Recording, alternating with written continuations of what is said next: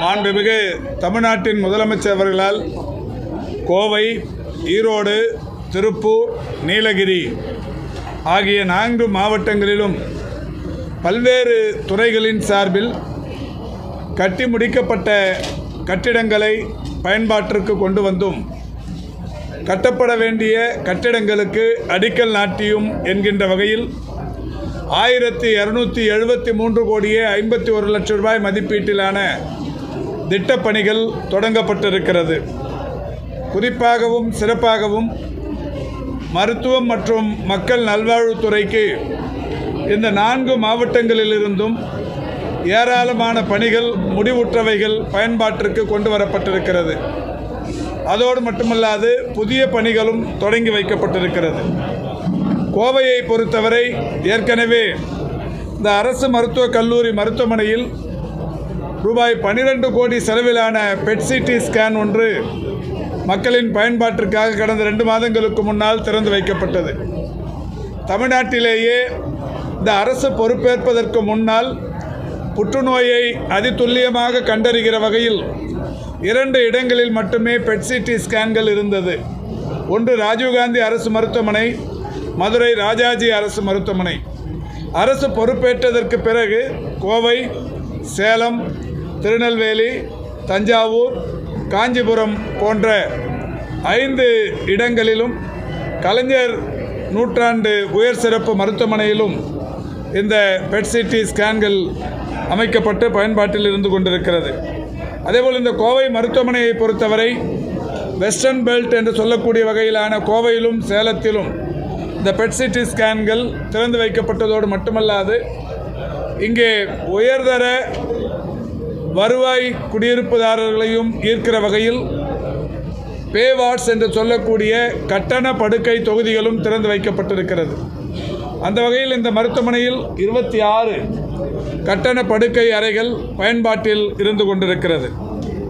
இன்றைக்கு மேலும் இந்த மருத்துவக் கல்லூரி மருத்துவமனை பல்வேறு புதிய வசதிகளை பெறுகிற வகையில் 287 கோடியே 56 லட்சம் மதிப்பீட்டில் ஜப்பான் பன்னாட்டு கூட்டுறவு முகமையின் சார்பில் அதனுடைய நிதி ஆதாரத்தை பெற்று 2,21,922 சதுர அடி பரப்பிலான ஒரு பிரம்மாண்ட மருத்துவமனையின் கட்டிடம் தற்போது மாண்புமிகு தமிழ்நாட்டின் முதலமைச்சர் அவர்களால் பொள்ளாச்சியிலிருந்து காணொலியின் வாயிலாக திறந்து வைக்கப்பட்டிருக்கிறது.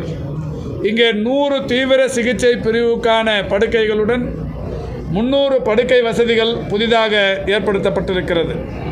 10 அறுவை சிகிச்சை அரங்குகள், MRI scan, CT scan, mammogram, digital X ray, endoscopy, fluoroscopy போன்ற பல்வேறு அதிநவீன தொழில்நுட்பத்துடன் கூடிய கருவிகள் இன்றைக்கு மாண்புமிகு தமிழ்நாட்டின் முதலமைச்சர் அவர்களால் கோவை அரசு கல்லூரி மருத்துவமனைக்கு அர்ப்பணிக்கப்பட்டிருக்கிறது. அந்த வகையில் இந்த கல்லூரி மருத்துவமனையை பொறுத்தவரை மிகப்பெரிய அளவிலான விரிவாக்கம் என்கின்ற வகையிலும் சரி, மேம்படுத்தப்படுதல் என்கின்ற வகையிலும் சரி, உயர் சிகிச்சை பிரிவுகள் என்கின்ற வகையிலேயும் சரி இது இப்பொழுது பயன்பாட்டிற்கு வந்திருக்கிறது. இதேபோல் மாண்புமிகு தமிழ்நாட்டின் முதலமைச்சர் அவர்களால் வால்பாறையில் பழங்குடியின மக்களும் மலைவாழ் மக்களும் பயன்பெறுகிற வகையில் 9 கோடியே 45 லட்சம் மதிப்பீட்டில் கட்டிடம் கட்டப்பட்டு அது தற்போது மக்களின் பயன்பாட்டிற்காக திறந்து வைக்கப்பட்டிருக்கிறது. அதேபோல் திருப்பூர் மாவட்டத்தை பொறுத்தவரை உடுமலைப்பேட்டையில் 9 கோடி ரூபாய் செலவில் கட்டப்பட்ட கட்டிடம் திறந்து வைக்கப்பட்டிருக்கிறது. வீரபாண்டி பகுதியில் கட்டப்பட்ட ஒரு மருத்துவத்துறையின் கட்டிடத்தையும் மாண்புமிகு தமிழ்நாட்டின் முதலமைச்சர் அவர்கள் தற்போது திறந்து வைத்தார்கள். ஈரோடு மாவட்டத்தை பொறுத்தவரை அங்கே மாவட்ட தலைமை மருத்துவமனையை ஒரு உயர் சிறப்பு மருத்துவமனையாக தரம் உயர்த்தும் நோக்கில் 67 கோடியே 3 லட்சம் ரூபாய் மதிப்பீட்டில் ஒரு பிரம்மாண்டமான மருத்துவமனை தற்போது திறந்து வைக்கப்பட்டிருக்கிறது.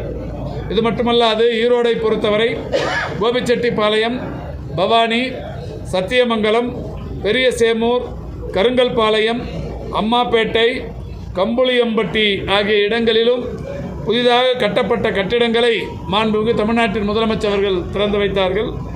ஆக இன்றைய நாள் நிகழ்வின் மூலம் 385 கோடியே 51 லட்சம் ரூபாய் செலவில் கட்டப்பட்ட கட்டிடங்களை மாண்புமிகு தமிழ்நாட்டின் முதலமைச்சர் அவர்கள் திறந்து வைத்தார்கள்.